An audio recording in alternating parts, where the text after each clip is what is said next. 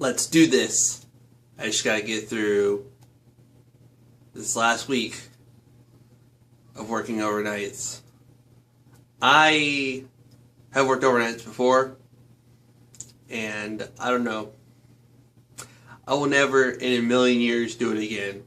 The only way in the world you would ever convince me to work overnights again, I'm talking about anybody out there convince me, is if like that was the only thing I could do, like if I needed a job and the only position available was an overnights one, then I would of course take it. But by choice, hell no. Hell no. Sleeping during the day is hard. I black out my windows. I freaking, when my daughter's at school right now, so I try to like pass out before she gets home. And then she gets home and she's loud and freaking sleeping just is no longer an option. My wife has been pretty awesome in taking, like going somewhere, like, I don't know, Easter egg hunting or, you know, just doing something to get out of the house so it's quiet. But it's still hard as hell to sleep during the freaking day. Like at night, like, I don't know, it's just, it's normal to sleep at night and be awake during the day. There's nothing at all normal about sleeping during the day. It's just, it's hard. And I only have to do it for 3 more days. So, I'm excited. I'm excited. And then it's going to be crazy. I got this Gorilla Pod. I'm going to get a little ball head for it. I'm going to be able to put my DSLR on it. And then I'm going to also be able to like wrap this around the headrest of my car and put this on it and do some more driving videos. The little tiny tripod I have does not wrap around the headrest. It just kind of like hangs over it. So like you take a sharp turn, camera falls over. This will wrap around it and not budge. So and it should be able to mount this thing. Anybody that has one of these, I just got this little protective thingy, I guess for light, but like, you can't, well I guess you could. Can you still put this on there? I guess you still can.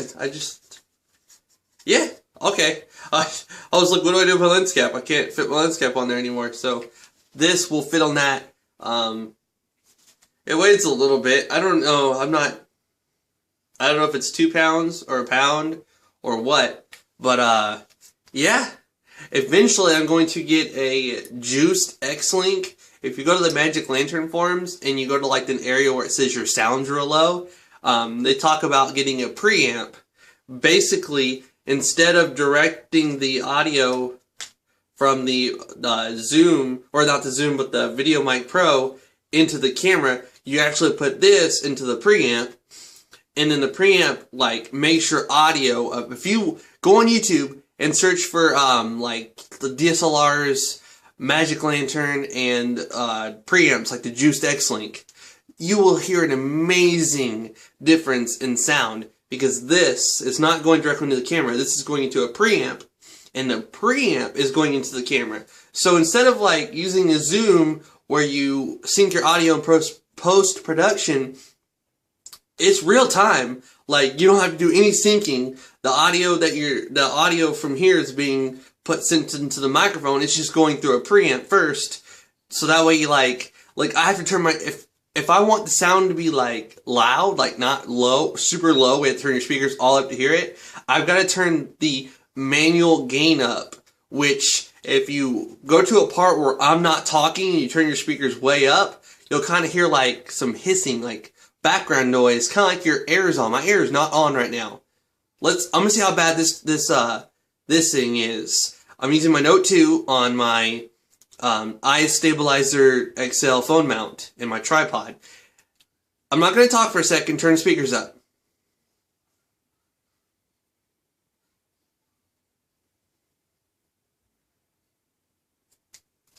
What'd you hear? The TV's on in the living room, and I'm in my bedroom, kind of far away from it. It's not that loud. I can barely hear it from in here. So, but I mean, with this, you would have heard a little bit of background noise if you'd turn your speakers up all the way. If someone's not talking and you can turn your speakers up all the way and not hear any hissing or a single bit of noise until they start talking, they have a very good setup. So I don't know, I'm just super picky. I like my stuff to be like as high quality as possible. I spend like 2 hours uploading a video in 1080p 50 megabits per second or kilobits per second or whatever the freaking maximum settings is on YouTube. And like, because I like my stuff to be high quality. I don't like to, you know, skimp on video quality just to make a quick upload. I look at it like this, and this is just a tip. This is for anybody that's trying to make videos. You might be saving a little bit of time, like lowering the quality of your video. Like, oh, I want to get this video out there quicker, so I'm going to lower the quality, and it'll upload quicker. But thousands of people potentially can see that video. So if you skimped on lowering the quality or, you know, to make the upload time shorter, then thousands and thousands of people have the potential of seeing that.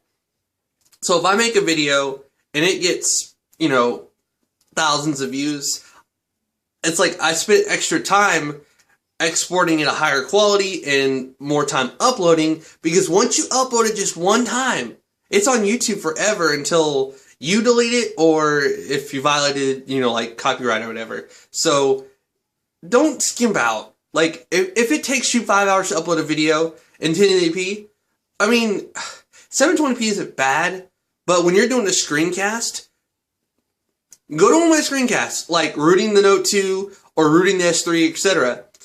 Change it to 720p, make it full screen, and tell me if you can read the words, like all the little text. Then change it to 1080p and tell me how much more clear those words are. I promise you, you're going to notice a huge difference. So, just don't skimp out. If it takes a little bit longer to upload or a little bit more time to export, I mean, if thousands of people have the potential of seeing that video, I mean, the higher the quality, the better. That's just simple rule. That's just my tip. I don't know what this is right here. I don't think that this front-facing camera on the Note 2 focuses. Or I think it locks the focus or something. I don't know. But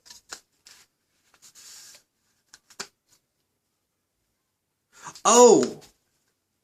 There's a red dot right there and a red dot right there. Okay, I had it a little bit off before. Alright, because it'll go on there.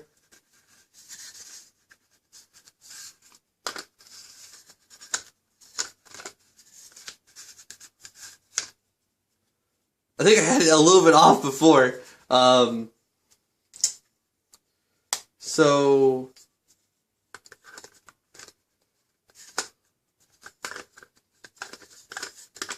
does it go on there any other way? Yeah, it does. See? It can go on there wrong. I had it like that, and I turned it, and as you can see, there's no red line or red dot. And I just noticed that while filming this little video here. So you find a little red dot right there, the 2 red dots. I don't even know if you can see that. Yeah, you can. And then you turn it. And then it has the little thing right there. So, I had it a little bit wrong. I guess it still worked, though. Supposedly, this little thing right here, and it's only like 20 bucks. It's not anything expensive. It's supposed to let less light into the lens. As far as I'm aware, I'm not a professional. I promise you that. I just kind of learned by experience. I play around with stuff, and I just go with what works. And I'm the kind of person that, you know, makes things work. Like, before, when I didn't edit videos and I didn't need a powerful computer, if I saw someone throw away a computer, you can bet I was running out there and I was grabbing that computer, snatching it up. And if I couldn't get it to work, which was very, very rare, usually it's a motherboard issue, or if you can't get it to work, that's something I can't, like, you had to replace the motherboard, which costs money. If it's like a hard drive failure or graphics card failure or anything like that, then it's like, I can fix that. I can fix almost anything computer-wise. I would grab that computer and I would take the best parts out of all the computers I have, and I'd have a supercomputer with like 256 megabytes of RAM and a 40 gig hard drive and Ethernet and a little wireless card in it. And, oh man. My wife hated that because like underneath our table where I had the computers on, there'd be like 6 or 7 computer towers, like 4 monitors and tons of hard drives, motherboards, just, man, that was the life I used to have. Now I have a gaming laptop and I'm going to eventually be upgrading. I got a gaming laptop because I wanted to be able to take it places and edit on the go, which I don't do. It literally is just sat in that one spot since the day I got it. So I am going to be getting a desktop, and I want like a badass setup. I want like 3 graphics cards, top of the line, SLI, like all of them working as one. I want to be able to render and export a 15-minute video into like a minute. And then since we're moving when our lease is up, and we're going to be trying our best to find a fiber hood. I'm in Kansas City. I'm not in a fiber hood though. You have to be in a fiber hood to get Google Fiber. So if I have this badass computer that can render, export, and edit in just minutes, and then I have a gigabit up and a gigabit down, I could upload that 50 megabits per second or kilobits per second video in Adobe Premiere Pro in like just a minute. Like when I transfer a 5 gig video to my Patriot Magnum USB 3.0 flash drive, it like takes it like 10-15 seconds because it's going to like 130 megabits, and I'm just like, 130 megabytes, like I'm getting my things wrong, but 130 megabytes per second, I'm like, man, if this was Google Fiber, this would be how quick my video is uploading to the internet. Like, not 2 hours, not an hour. Oh, I did the video on the Asus router yesterday, and I promise you, I got Xbox, PlayStation, Asus Centio desktop or whatever for my wife, which hers is better than my laptop. Freaking pisses me off. And then I got my laptop, all 4 of those wired. I've got my Note 2, I got the HP touchpad, I got the Transformer Prime, Galaxy S3, Galaxy Nexus, just like, Nexus 7, there's all the freaking devices I have wireless. I've got my second Xbox wireless, because we got one in the living room so my wife can play Call of Duty and I can play Call of Duty in here, and we can, instead of doing split screen, we can both be playing together but on our own separate screens, so it's not split screen, and that's wireless, and I got all these things wireless. If I was to run a speed test right now, I guarantee you I would get 60 down and 10 up. And that's what I'm supposed to get with my internet. So like, yesterday I was going at like 11 or 12 up. I've never, ever seen my internet fly this fast. Because I switched from the Comcast phone / modem / router to just the one that's a phone and a modem. The only reason I have the phone is because it made my bill cheaper. And yeah. So freaking that Asus that I did a video on is freaking incredible. It had a firmware update out of the box, and there's a beta firmware available where like there's an Xbox mode where like I guess it optimizes it the best for Xbox Live. I don't know, but I'm kind of tempted to install it, but I'm like, it's a beta firmware. I don't know if I want to install it. I'll just wait for it to become, stable. Asus's entire interface is awesome.